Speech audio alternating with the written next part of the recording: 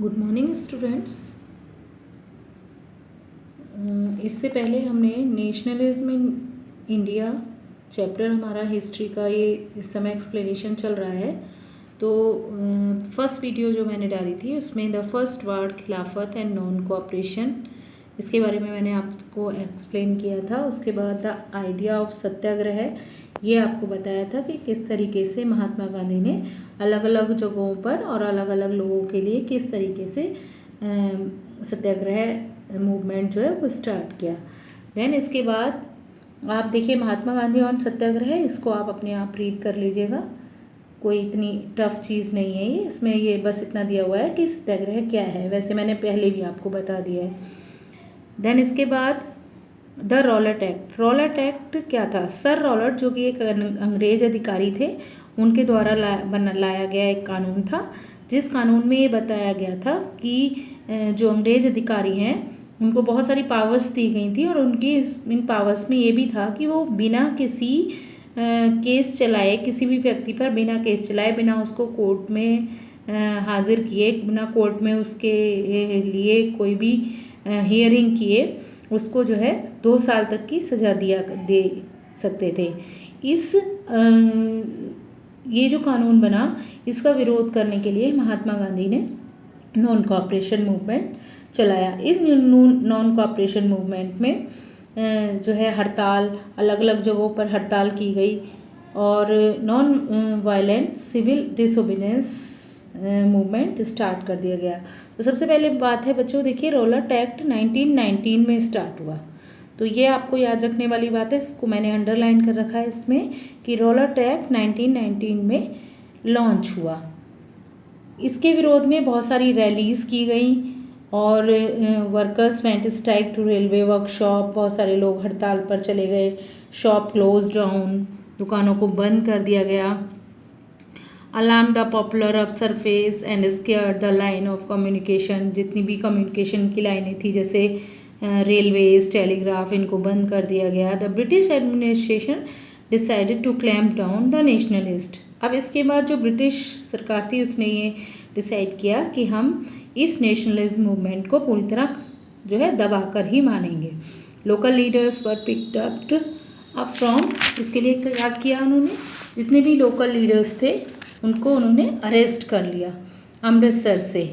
Mahatma Gandhi barred from entering Delhi, यहाँ महात्मा गांधी को दिल्ली में एंटर नहीं होने दिया। 10 April the police in Amritsar fired upon peaceful position, provoking widespread attacks, banks, post offices, railway stations. Martial law imposed the general diet to command. अब इसके लिए क्या किया गया, बहुत सारे जो लोग थे उन जो बैंक्स में, पोस्ट ऑफिस में, रेलवे स्टेशन में, यहाँ पर जो है पूरी तरह जो लोग पीसफुली वर्क कर रहे थे यहाँ पर वर्क नहीं करने दिया, और मार्शल लॉ लागू कर दिया, जिसको कौन कमांड कर रहा था? जनरल डायर, जो कि एक अंग्रेज अधिकारी था। मार्शल लॉ में क्या है कि किसी भी व्यक्ति को अगर कर्फ्यू है या बाहर निकलना मना है तो किसी भी व्यक्ति को देखते ही गोली मार दी जाती है। तो इस तरीके से रॉलट एक्ट का विरोध किया जा रहा था। तो रॉलट एक्ट के विरोध को दबाने के लिए 13 अप्रैल 1919, 13 अप्रैल 1919 जो कि बैसाखी का दिन था। देखिए ये जलियांवाला बाग हत्याकांड आपने सुना भी होगा, इसमें बहुत सारे लोग जलियांवाला बाग में सभा कर रहे थे रॉलट एक्ट के विरोध में, बट जनरल डायर ने ये पीसफुल सभा करने वाले लोगों के ऊपर गोलियां चलवा दी, जिसमें कि हज़ारों लोग मारे गए और बहुत सारे लोग घायल हुए और बहुत सारे मिसिंग हो गए। तो ये सब करने के बाद as the news of Jallianwala Bagh spread, ये न्यूज़ पूरी तरह फैल गई। Crowd took to street in many North Indian town. There were strike clashes, though police attacks government buildings. अब लोगों ने जो जलियांवाला बाग हत्याकांड था इससे नाराज़ होकर जो गवर्नमेंट बिल्डिंग थी उन पर अटैक करना शुरू कर दिया, लेकिन गवर्नमेंट ने इसके बदले में उन लोगों के साथ बहुत ही ब्रूटल रिप्रेशन, बहुत ही बर्बरतापूर्ण व्यवहार किया, और जो लोग थे उनकी नाक, जो सत्याग्रही थे उनकी नाक जमीन पर रगड़वाई गई, उनको स्ट्रीट में उल्टा लटका दिया गया और जो जितने भी अंग्रेज अधिकारी थे उनको ज़बरदस्ती सलाम करने के लिए कहा गया। People were flogged and villages in Punjab were bombed.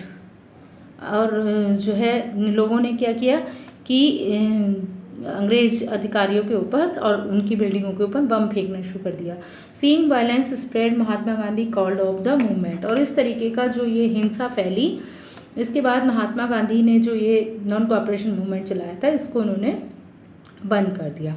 While the Rowlatt Act has been wide spread movement, हालांकि रॉलेट एक्ट एक वाइड स्प्रेड मूवमेंट बन चुका था, चारों तरफ फैल चुका था, is still limited mostly in cities and town, खासतौर से शहरों में और नगरों में। Mahatma Gandhi now felt need to launch more broad based movement in India. Mahatma Gandhi ने सोचा कि अब हमें इस मूवमेंट को बहुत ही ब्रॉड बेस में फैलाना है, लेकिन ये तब तक पॉसिबल नहीं है जब तक हिंदू और मुस्लिम को एक साथ ऑर्गेनाइज नहीं किया जाए, एक साथ इकट्ठा ना किया जाए। तो इसके लिए उन्होंने फील किया कि एक खिलाफत इशू बनाया जाए। खिलाफत इशू में देखिए, the first world war ended the defeat Ottoman Turkey. First world war में जब एंड हुआ तो इसमें ऑटोमन टर्की की हार हुई। ऑटोमन टर्की जो कि एक मुग़ल एम्पायर था, ऑटोमन एम्पायर था, तो इनके लिए एक हार्श पीस ट्रीटी जो कि फ्रांस, जर्मनी, इंग्लैंड ये जो कंट्रीज़ थे, टर्की तो जर्मनी के साथ था, तो इनके साथ जो एक संधि की गई वो बहुत ख़राब संधि थी, बहुत ही अपमानजनक संधि थी। तो इस spiritual head of Islamic world, Ottoman emperor जो कि पूरे विश्व में इस्लामिक वर्ल्ड का हेड था, धार्मिक सलाहकार या हम कह सकते हैं धार्मिक गुरु था, जिसको खलीफा कहा जाता था।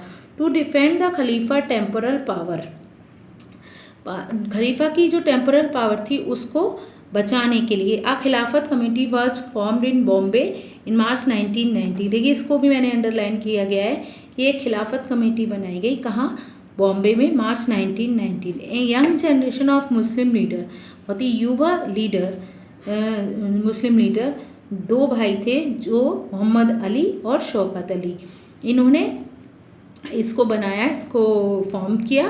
Begin discussing the Mahatma Gandhi about the possibility of united mass action on the issue. उन्होंने महात्मा गांधी से डिस्कस किया कि किस तरीके से हिंदू और मुस्लिम को एक साथ लाया जा सके। Gandhi saw as an opportunity bring Muslim under the umbrella unified national movement. अब गांधी जी को यहाँ पर एक मौका मिल गया हिंदू मुस्लिम को एक छत्र के नीचे लाने का। कलकत्ता का सेशन कांग्रेस, सितंबर 1920 में कलकत्ता में कांग्रेस का सेशन हुआ। He convince the leader need to start non cooperation movement, support of Khilafat as well as for Swaraj.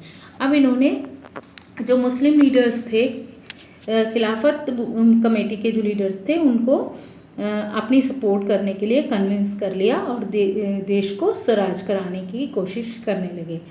In his book Hind Swaraj 1909, Mahatma Gandhi, देखिए मैंने इसको भी अंडरलाइन कर रखा है, अक्सर ये बुक आ जाती है कि हु रॉट हिंद स्वराज या who was the writer of Hind Swaraj, तो इसके राइटर हैं महात्मा गांधी।